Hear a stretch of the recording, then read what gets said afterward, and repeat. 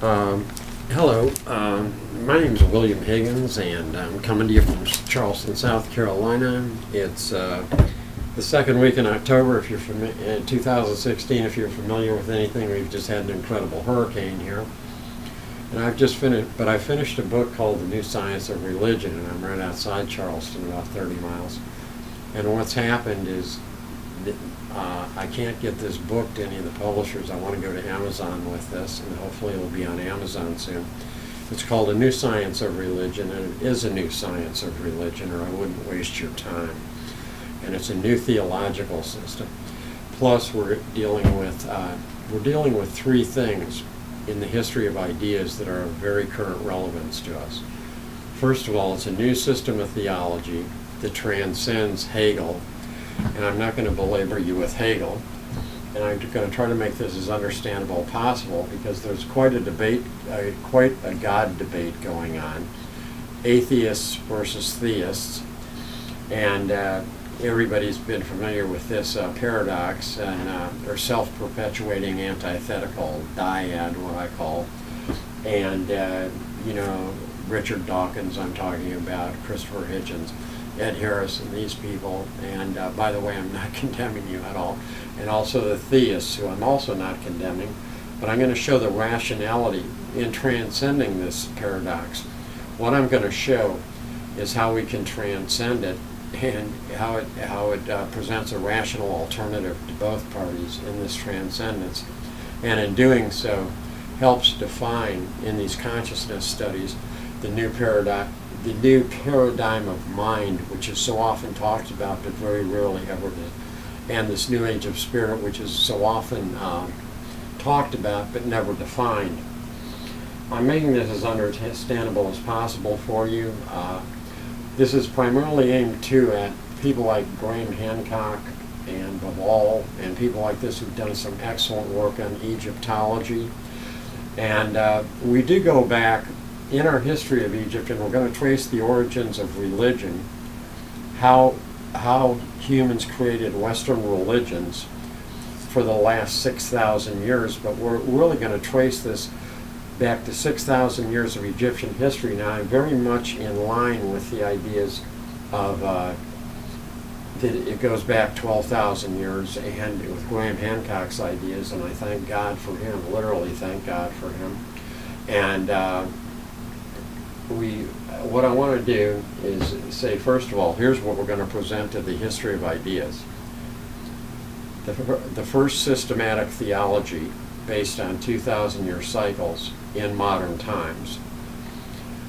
Secondly, anybody who knows anything about the history of ancient civilizations knows that every artist, or what we call scribe of spirit, whether they were a biblical prophet or whether they were an Egyptian playwright, and back much further into Egypt, had to be familiar with what we call the precession of the equinoxes and 2,000-year cycles. These 2,000-year cycles have a correlate in Egyptian mystery religions called archetypes. For the hippie generation, people like that, and the Kabbalah people, this was called, they are called arcanum, mysteries.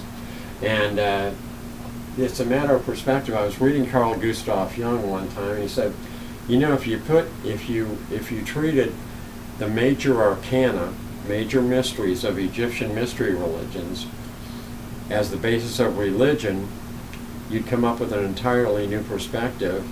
As archetypes and we treated them as archetypes of the collective unconscious mind, we'd come up with an entirely new concept of religion. And this is what I'm going to come up with here. I couldn't understand why all these people who always talk about archetypes but never define the actual archetypes and what they mean. And if you're a common person pretty much like me, you wonder, well, archetypes, what archetypes are you talking about? So we're going to talk about these symbols, secret symbolic cults. We're going to talk about what the Da Vinci Code was getting at but didn't get at, which was the power. What's the secret that hide the power of religion in Western civilization? We're going to give you the exact symbols, the exact rules for their this. We're going to give you the transcendence of the father of modern theology, which was Hegel. And what a horrible job he did, because he didn't supply any of the reference, or if he did supply the reference, he supplied them, they contradicted his own system. And this is very much has to do with psychoanalytic theories, psychology, and it has to do with every one of us. And every one of us is playing this game on one level or another. Now, there are two types of people in this world when they deal with the ultimate nature of reality. With the computer age, we've all of a sudden come into this, and there are people who feel the world is basically made up of mathematical formula, and basically all we have to do to figure out the reality of existence is figure out the mathematical or scientific formulas for this, and as how we reflect on it, and we'll figure out the ultimate nature of reality. Then there's another crew like me who's basically been shunned out and knocked out of higher education and things like that. Or people like Graham Hancock, thank God he and the Wall, who made it through this and have reached a point of respectability, which believe that the world's made up of a set of symbolic formulas. And if we figure out these symbolic formulas, we'll be on our way at least to figure out the ultimate nature of reality. The interest in symbolic cults, symbolism, the interest in religion today, what the Masonic order and the law, whether it's the lost symbol, the Da Vinci Code, the 10th insight, which is holding the vision. And when I talk about holding the vision, I'm going to talk about these paintings right here that I've been doing for about 40 years and founding a new school of art called Metapsychological Art, which has to do with going further into the canvas and defining it much more than Rothko and Pollock did, and getting at the basically what harbors the seat of reason and order in consciousness, and that is what we'd call the jiva in the Orient, or what would be called the empirical ego in Western psychoanalytic theory, and trying to define these persona. These persona, by the way, are exactly what in the Orient say in mystery religions or religions prior to the Abrahamic tradition are exactly what we would call past lives. This painting here, called Neptune's Eye over here, is a 44-inch by 44-inch canvas. I started in 1972. I finished in 1976. This was an entire series of paintings I have. This is a 44-inch by 44-inch canvas. I basically deal with canvases this size. This is a canvas that I finished probably a year ago, if it's ever finished, and it's called These Are Self-Portraits, and this is about a medieval English magician. This one right here is about the Pharaoh Akhenaten of Egypt, and these are going to become very relevant as we go further into this discussion.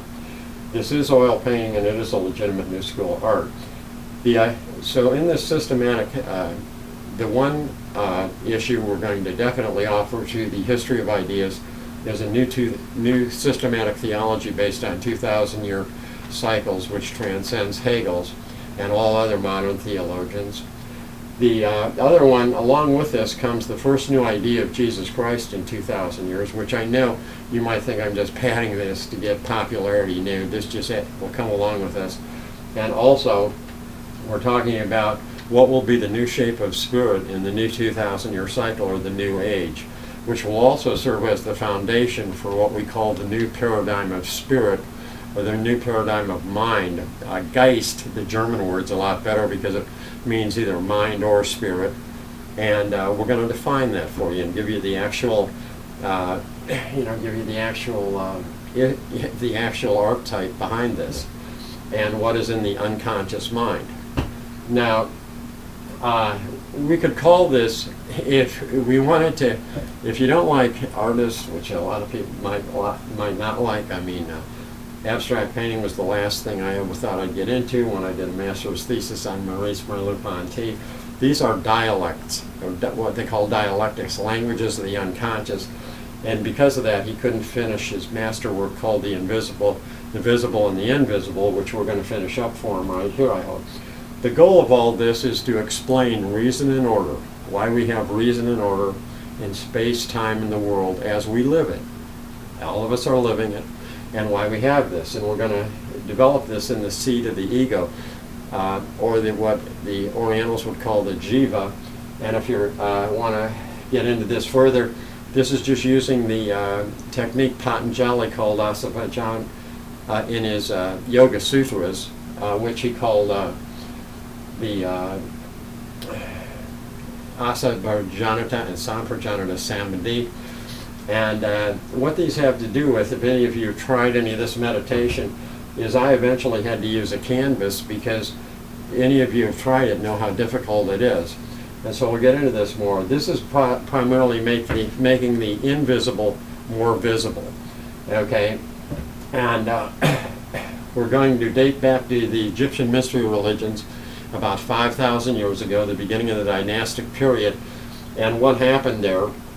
And actually, when Graham Hancock and Vival and people like this, and Professor Lehner, who coincidentally lived about a half a block away from me when we were growing up, date the Sphinx to 12,500 years ago, what we're doing here is actually saying what happened about 5,000 or 6,000 years ago to alter take a masculine form, when religion began taking a masculine form, or the matriarchal society turned to a patriarchal society. And so what we're doing is really dealing with the Greek prefix meta, which means beyond and with simultaneously, and trying to make that which is beyond visible to you, invisible to everybody. If you've been interested in the Da Vinci Code, the Passion of the Christ, the 10th insight, holding the vision, this is holding the vision, which I couldn't do without the aid of a medium. And this is how we're using the medium. Now, other than this board right here, in between here, is just, this is my holographic principle. So if you're into, if you don't like, as I say, art, this is the holographic principle. These are my two-dimensional forms.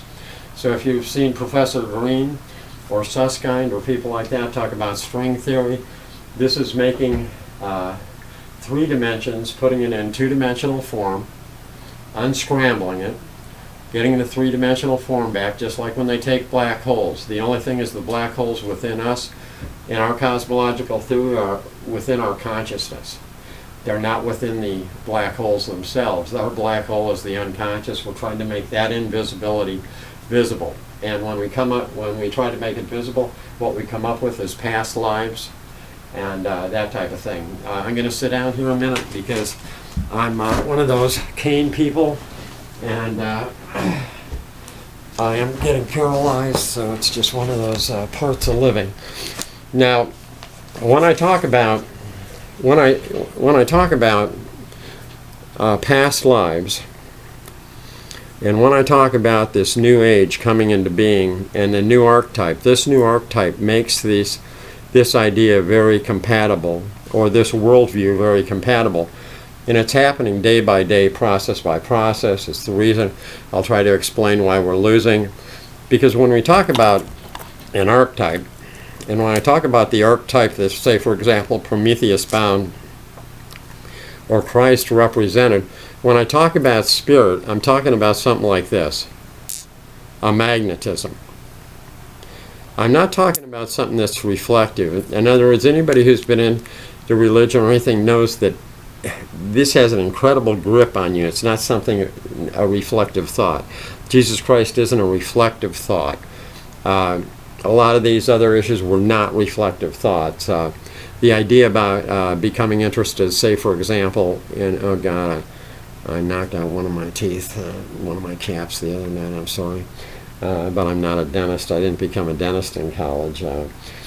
And what I want to do is give this to you, so we understand this.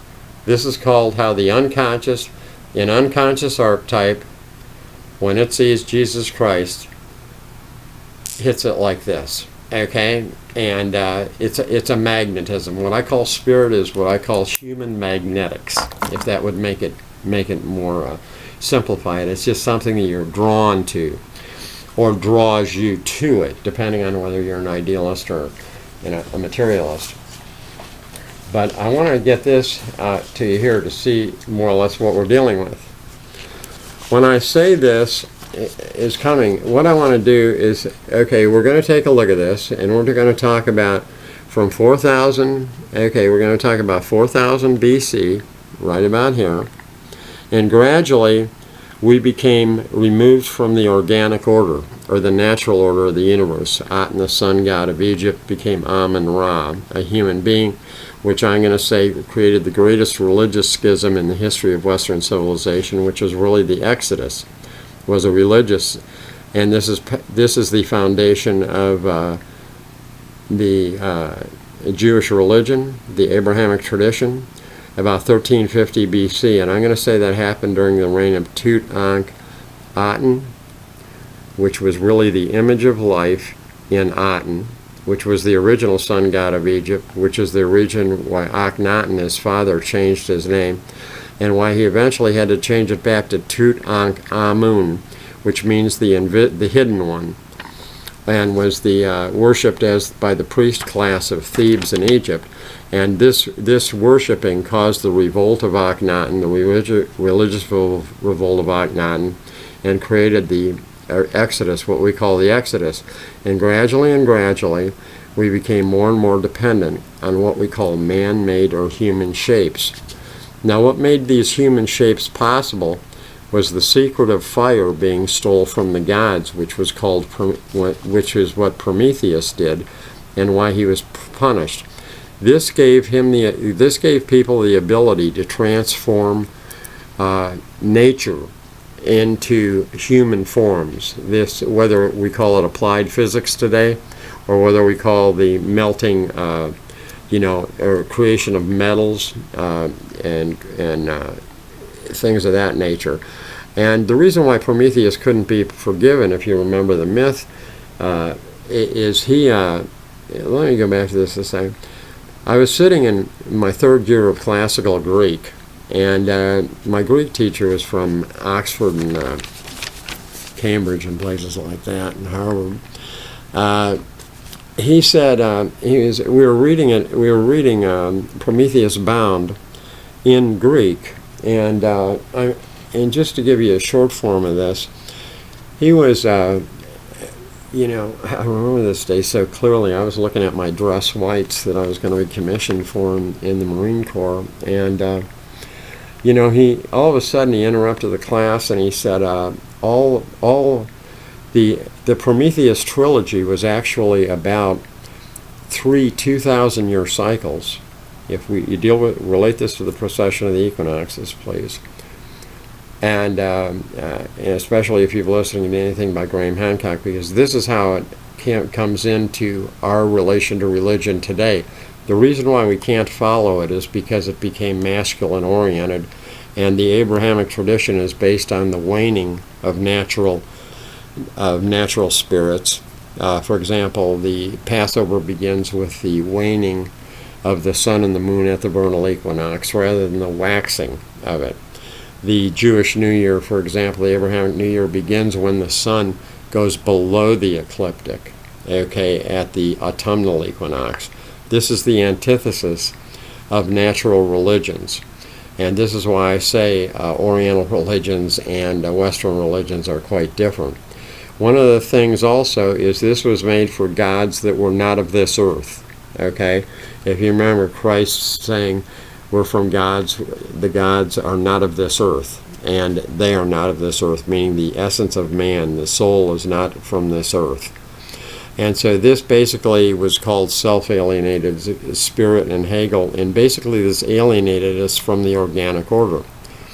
So in 0 AD, to begin the last 2,000-year cycle, which we're transitioning out of right now, about 0 AD, this is about 2,000 years ago. It's actually 2,156 years, if you're into the Kabbalah at all, or into basically astrology or astronomy. This is a physical event, and I'll show you what it's caused by in a minute. But in 0 AD, Christ, in this period, like, say, between 350 BC and 0 AD, we have the Golden Age of Greece, and plus we have Christ coming along as the representing the martyr figure, which was this.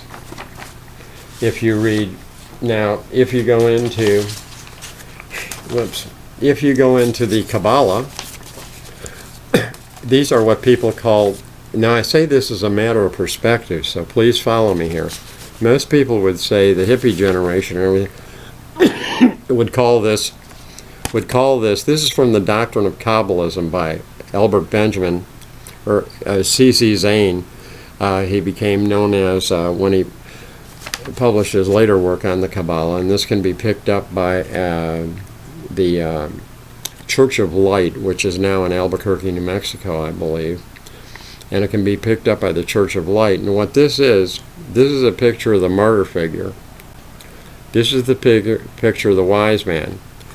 This is from the ceiling of the temple of Hathor-et-Dendera, Egypt.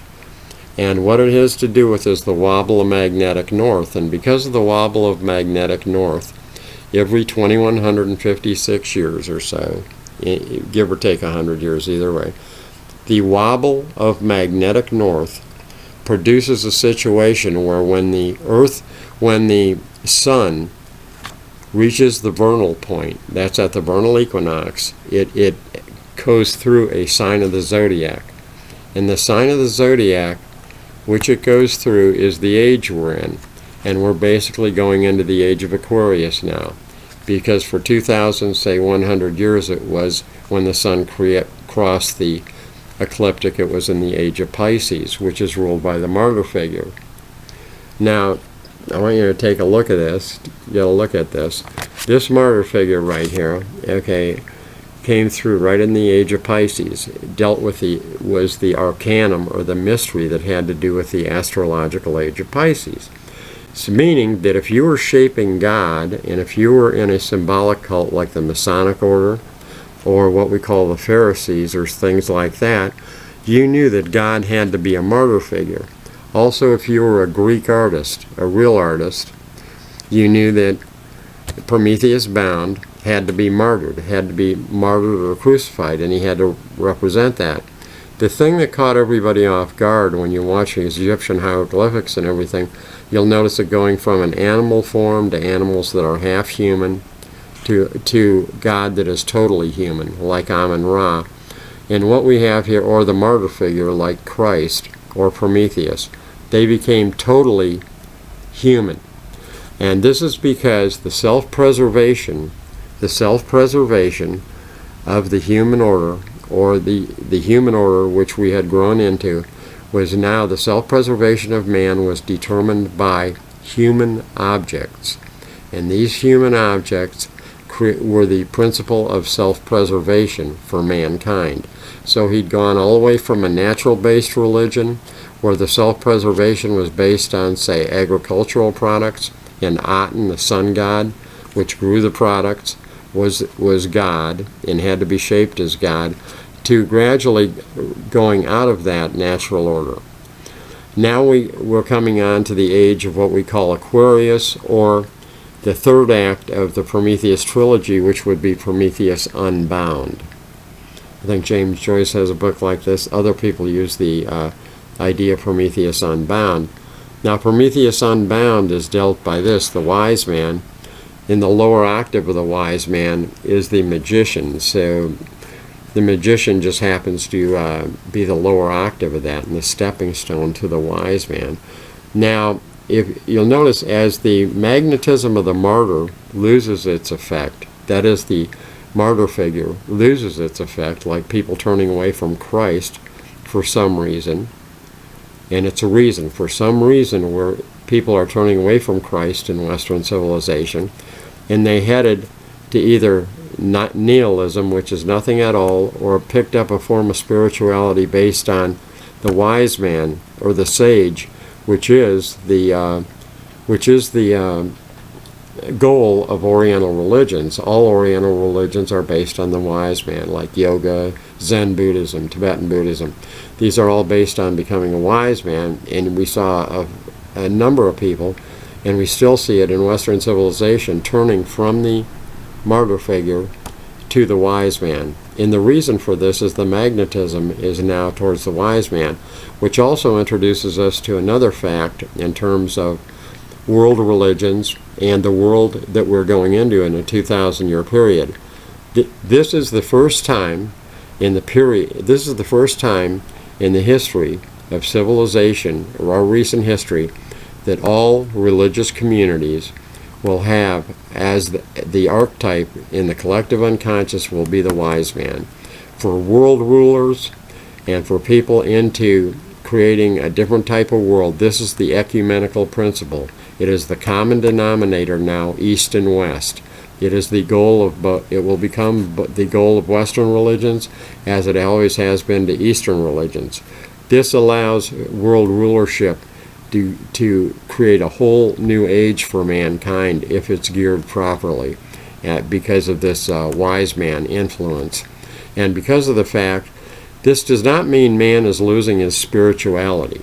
It means the concept of spirit, or the new shape, the new paradigm of mind, is the wise man. And basically this has to do with one attribute, which is called clairaudience, and I'll define that for you. It means we can look into two dimensions simultaneously and relate them.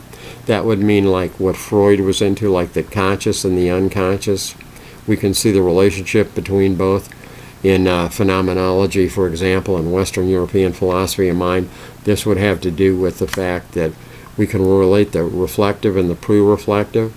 In physics, this would have to do what they're doing with the black holes. They're making the invisible three-dimensional spaces in the black hole two-dimensional, in order to, putting them on a two-dimensional glyph. This is my two-dimensional glyph. A canvas is my two-dimensional glyph. All right, and putting that on it's called the holographic principle in modern physics. It's called the holographic principle. When you read James Redfield and the holding the vision, the 10th insight, holding the vision, and so basically there's an interrelationship with this. This is a general paradigm of making the invisible visible through human mediums. Okay, now we all have this. This is from the Temple of Hathor at Dendera. Okay, the wobble of magnetic north, and where it would be if we still had the temple up there, if we hadn't taken it to the Louvre, the ceiling to the Louvre. And these are the corresponding figures or archetypes, the dominant archetypes in Western civilization, which were the martyr figure from, say, 0 AD to 2000 AD, and then they're going to become the wise man from 2000 AD forward. So, okay, we have, these are archetypes, and this is what happens normally. We have the archetype here, we have the physical world here, and the manifestation of the archetype in the physical world, and it goes just like that.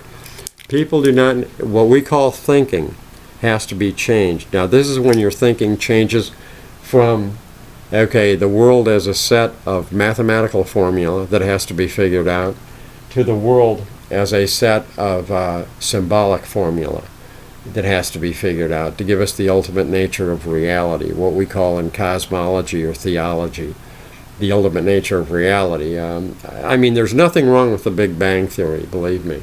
There's nothing wrong with this theory. The issue here is when we use the word reality, and once we use the word reality, we're going beyond what we can. When we say the ultimate nature of reality, we're going to an infinite, a concept of infinity. And what we're saying is just like pretty much in Plato's Timaeus, that there's an entire cosmos within our mind. This is different than the cosmology, for example, of astronomy. It doesn't mean that astronomy and astrophysics aren't showing us anything, and it doesn't mean that, I've got the secret to the ultimate nature of reality and you guys don't that are physicists. What it means, or astrophysicists and mathematicians, what it does mean is we're dealing with various sets of, this is called phenomenology, basic phenomenon that give us a concept of real and explain the ultimate nature, explain reason and order in space, time, and the world as we live it, not space, time, and the world as we think about it. Okay, as again, these became holographs, and how these are created is concentrating on it and images come out of the canvas. You're about this far away from the canvas. You'll take basic colors, and basically your hand will move hypnotically, but you'll see these when you concentrate on it.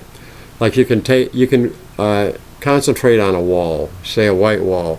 You concentrate, do the deep breathing exercises, and you'll see shapes and patterns. These create basically mosaics or matrices, if you want to, matrices. And these are matrices. These are related to our exterior world. And as we synchronize the exterior world with the interior world, we begin to understand how our unconscious is related to these phenomena in the exterior world. And this is another thing we have to figure out, because this defines what we call our spiritual destiny or our karmic destiny, if we can read the symbols well enough. And it's just reading the world. And you can be wrong as many times as you can be right. And so this is a very tricky game, and it can take maybe 5 to 10 lifetimes to figure this out, if you can ever figure this out. But I just want to add this because everybody's interested in their spiritual destiny, karmic destiny, talking about our new paradigm of mind. If this new paradigm of mind is governed by the wise man, okay, we're talking about a karmic destiny, okay, that's now religiously controlled by this person. I'm not saying I'm God or I'm in touch with God any more than anybody else. What I am saying is that you can figure this out for yourself. This is verifiable by first-hand experience. Is the martyr figure the fact that people were attracted to the martyr figure because I said so? No. It's because when you look at the history of civilization, something created an incredible attraction to Jesus Christ and these people. This is not to take away from the genius it took to create this shape of spirit. What it does reduce religion to, though, for people who are theists and in the biblical cults, is it does reduce theism, this form of from the biblical cults, it does reduce it to a mind game of epic proportion. Okay? We're not trying to reduce this to a mind game of epic proportion to create a stimulus and response. Like, I'm not trying to create the stimulus and response pattern that was created purposely by the biblical cults. Okay? I'm not trying to do that, create that with this. This is a different type of figure. This figure would give you reflective consciousness and the ability to figure these things out for yourself and figure your spiritual determination out for yourself. I believe with Graham Hancock and people like that, of all, when they figure out, like with the relationship between this figure, this mystery, as the basis for the perspective we have on spirit and this perspective we have on the world today, I figure, people will be able to figure that this is not an attempt to control them. I would say that the martyr figure controlled a lot of people, okay? And you were not supposed to be able to figure this out. This is one of those secrets that the Da Vinci Code talked about, but never gave us the answer to. I'm not saying I'm giving you the answer to it. I'm saying you can figure this out for yourself. Did the martyr figure control people? Was Christ the dominant martyr figure of the last 2,000 years? Was he or not? Well, okay, you can answer that for yourself. You can answer a lot of these things for yourself. Why were we so strongly attracted to this?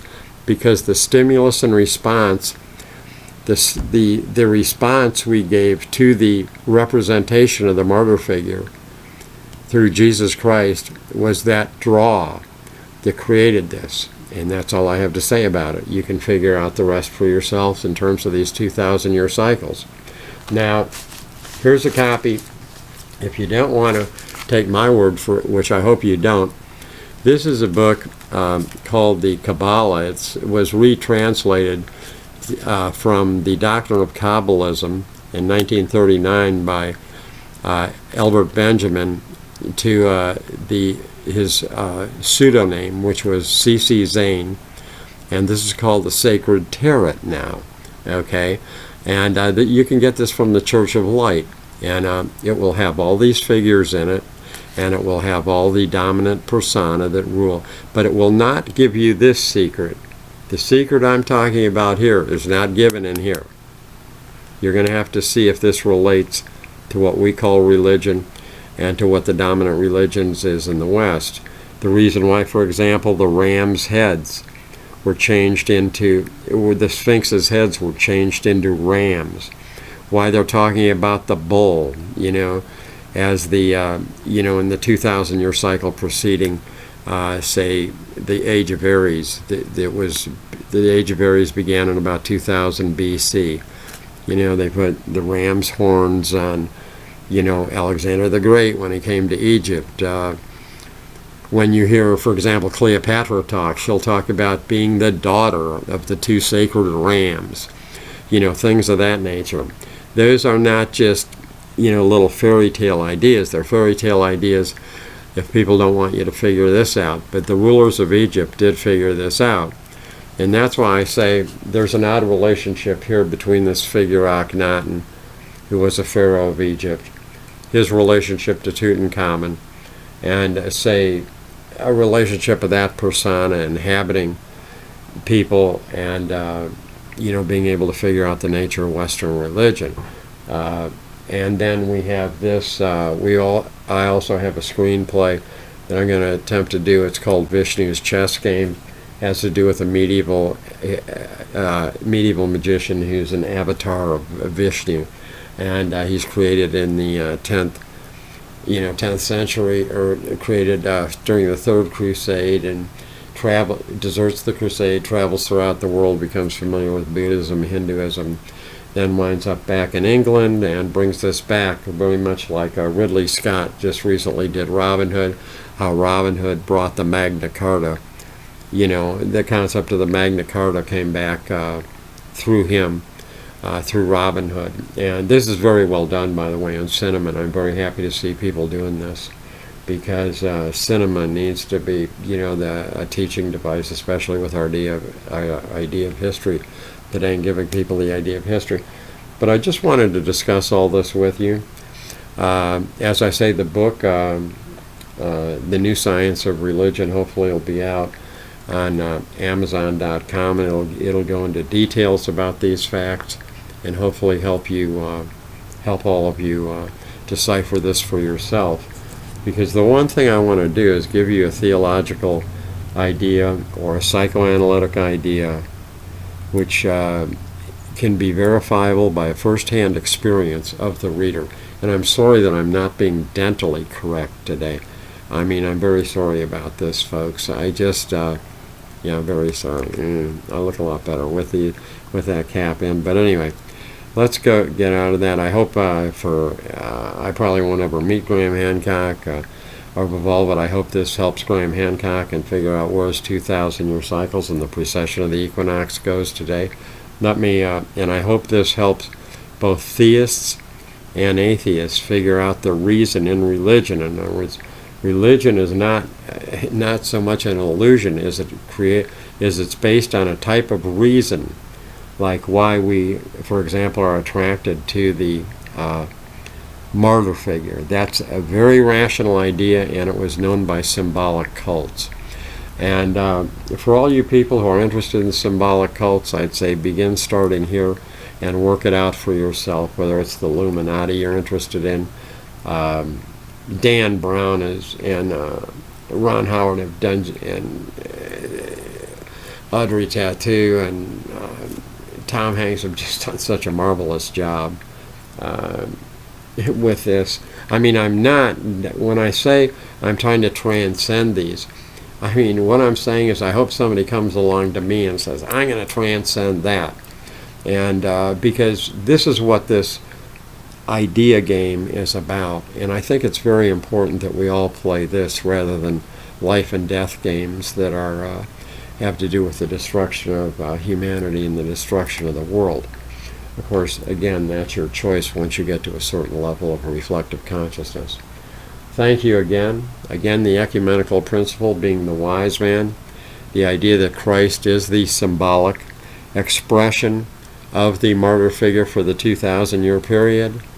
And the fact that 2,000-year cycles are still a very valid theological hypothesis are ideas that we want to present formally to the world of, or the history of ideas in Western civilization, and want to reshape our entire concept of spirit and how humans shape spirit in Western civilization. Thank you very much. I appreciate your time. It is one thing I'm not trying to waste. I wish you all the best, and thank you very much.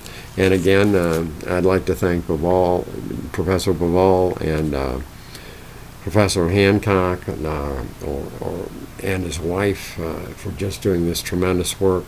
I'd like to thank the atheists. I'd like to thank the creationists for bringing us to this level of a paradox, to where we're either at an issue where we have to transcend these. I'd like to thank professors like Susskind and Green and people like this for bringing us the World Science Festival and things of that nature, which, by the way, triggered a lot of these ideas here. And I'd like to thank all of you for listening to this. Thank you much, and hope to be seeing you, and hope to have these books published. We'll also have a book on the metaphysics in a new age of spirit. That's a little longer. It's based on Merleau-Ponty and the studies in consciousness, which is the original way I got into all this in the first place, which I thought I'd be done with in a couple of years' time and have a PhD or doctor's degree from Oxford or Cambridge. I'd still like to get one someday, but I guess 40 years hence, look where I am today. Anyway, in the low country of South Carolina. But I hope to be seeing all of you on the YouTube and the internet and in the bookstores. Thank you much, and enjoy your life. It's a very precious thing to be able to experience this moving glimpse of eternity. Thank you much.